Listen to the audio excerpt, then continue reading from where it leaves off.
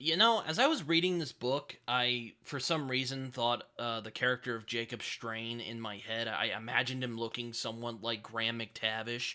I don't know why, but for some reason, he just looked like Graham McTavish to me. I guess when I think of someone who's devilish or manipulative, I guess I just think Graham McTavish. I don't know. Maybe I was thinking of the First Law because when I read Baez in the First Law, I think, man, Graham McTavish would nail that role if they gave it to him. But oh well, I'm just rambling. Hello everyone, Britton here, also known as Samoki Dude, and today I am covering a new book. And if you didn't gather from the name of one of the characters, I am covering My Dark Vanessa by Kate Elizabeth Russell. I really liked this book. I thought it was a really deeply compelling read. So let's get into it. My Dark Vanessa has been compared to Lolita, which is one of my favorite novels of all time. And this is what initially drew me into the story. As a matter of fact, My Dark Vanessa, the title, is a reference to Nabokov's Pale Fire. As a matter of fact, if you read through Nabokov's Pale Fire, you'll find a couple of references to this story in that one, and you'll definitely see how this story was informed by Nabokov's classic work, Lolita, as well as Pale Fire. Though I haven't actually read through the entirety of Pale Fire yet, I've just read through parts of it, and, yeah. But I'm getting off topic. My Dark Vanessa. My Dark Vanessa was really good. Like with Nabokov's classic, My Dark Vanessa really took me out of my comfort zone and really forced me to see the cruelty that our world is capable of, and not always in the Holocaust slavery type of way. I mean, in the more casual, behind closed doors types of cruelty that people don't usually like to talk about.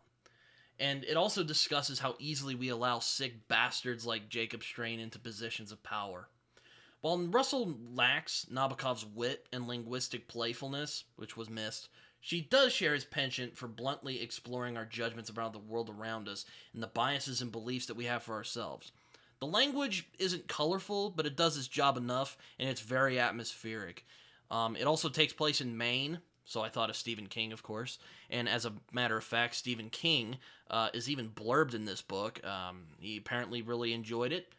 And I must say, we have another great main writer in Kate Elizabeth Russell. This is a dark story, though, no pun intended. And there aren't any clear paths that are taken with this story. Russell merely shows you what happens and then allows you to draw your own conclusions about what's going on. One of the things I found myself really enjoying about this book was that it didn't moralize to the reader. There's no big message here or some lesson to be learned. There's no big Aesop's fable type of crap in this book. I mean, there are themes being explored here. There is a message in this story, but it's not telegraphed, which is one of my biggest pet peeves in storytelling. In this story, we see somebody be groomed, manipulated, and eventually assaulted in graphic detail. My Dark Vanessa does for me what great fiction should do, though sometimes it doesn't, and that is to make us feel what it feels like to be in the character's shoes. You feel what Vanessa feels when she's going through this experience, and Russell spares no detail. Another thing I thought was pleasing to me was that Russell never holds our hand through the process and respects our intelligence enough to come to our own conclusions about this relationship, especially as it goes on through the years. And considering Vanessa's distorted view, we don't know entirely of what's going on here. I also appreciated the carefully laid jabs at the Me Too movement, as well as people who do seek to moralize about these things, without really giving much thought to the people who were actually hurt in this situation. A common thing I noticed other reviews of this story miss when I read them before and after I was reading this book is that this story really goes into detail on why we romanticize things that are terrible and why we romanticize to begin with. Vanessa has a habit of romanticizing the past as a way to keep being in denial that she was abused, and she stubbornly holds on to it, even as it becomes more apparent to her that what she went through was hardly normal by any stretch of the imagination. I mean, she constantly defends this guy Jacob Strain, and she's constantly like, no, it wasn't abuse, you know? And there's even points in the story where I shook my head and I'm just like, God, I kind of felt for the characters who kept telling her that, kept asking, why doesn't she see this man for what he is? What he objectively is. And it was sometimes frustrating to go through that with Vanessa. And Vanessa is not a perfect character. She's flawed. She deals with a lot of stuff. She's not always the most mature, I guess, and that's also because of what happened to her. And I really enjoyed how it explored the fact that she romanticizes and why she does it, because that's kind of her only way to cope with what's happened to her. And she ultimately learns the price of chasing the high of feeling appreciated, because that's ultimately what she's looking for with her relationship with Strain.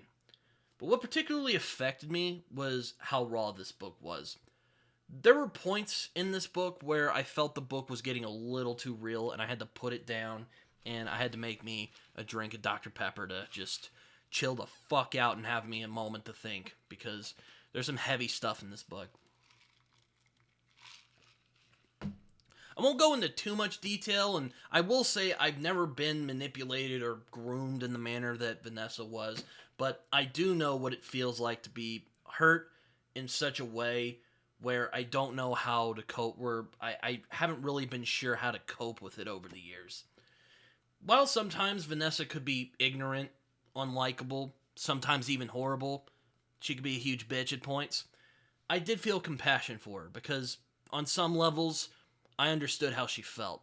Even though, again, I should make this exponentially clear to anyone who might watch this, like my family, I have never been hurt in the way that Vanessa has been hurt. That did not happen to me, but I'm just saying I connected with her as a fellow human being, not necessarily because we went through the exact same experience. One moment that really sticks out to me, and I'm going to get a little personal here real quick, if you don't mind. One moment that stuck out to me while I was reading this book is when she keeps pursuing older men, even after ending things with Strain, after what happens. Ending things, again, there's a lot of air quotes in this story. I know the feeling of playing with fire after you're burned with it.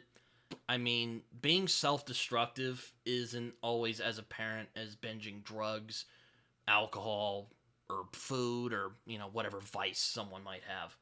Sometimes it can be as simple as giving your schoolyard bullies more reasons to keep picking on you.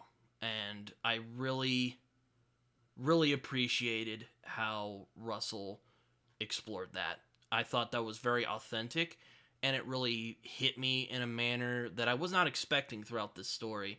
I mean, I knew this story wasn't going to be a fun one. I mean, it's about a creepy older man pursuing a young girl. That's not a fun thing to read about. I mean, okay, I know I like Lolita a lot, but I mean, it's not a pleasant thing to read about, that whole thing.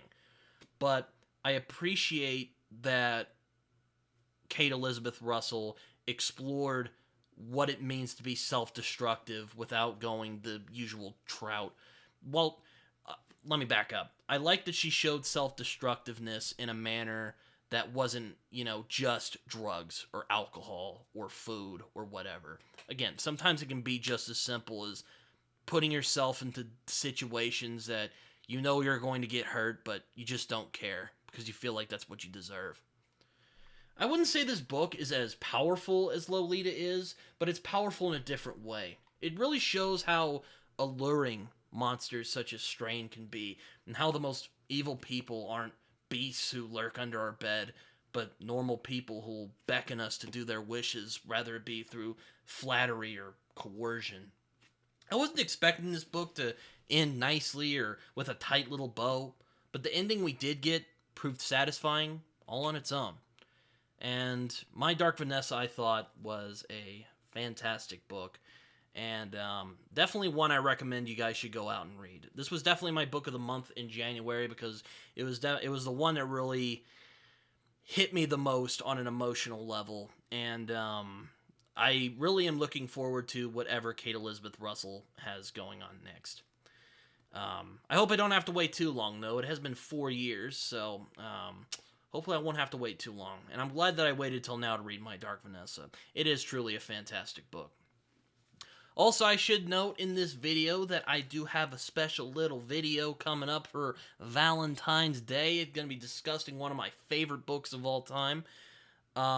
Might have a little something to do with My Dark Vanessa. There might be a little something that My Dark Vanessa references that I'll be discussing this Wednesday, which will be Valentine's Day. I am very much looking forward to that because, man, I love that book so much, and, well, I'm also doing it for the memes, of course.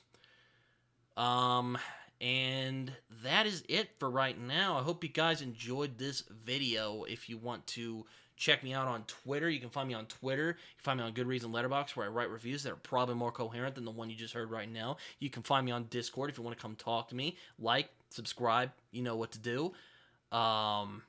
Press that subscribe button. As my buddy John Minton says, it feels good.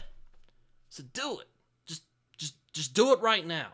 Anyway, hope you guys enjoyed this video, and I will see you guys next time. Bye-bye.